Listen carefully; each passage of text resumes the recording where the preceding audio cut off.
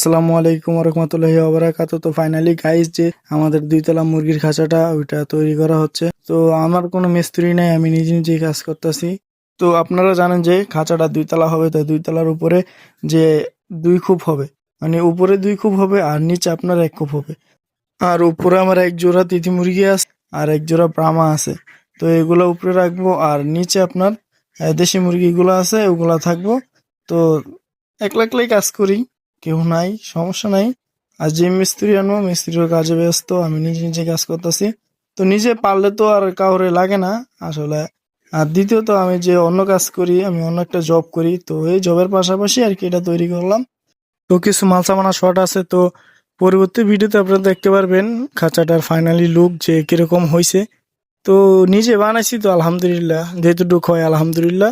তো যারা আমার চ্যানেলে নতুন, তো একটা লাইক একটা সাবস্ক্রাইব করে আমার পাশে থাকুন। আপনাদের সাথে পরবর্তী ভিডিওতে দেখা হবে ইনশাল্লাহ।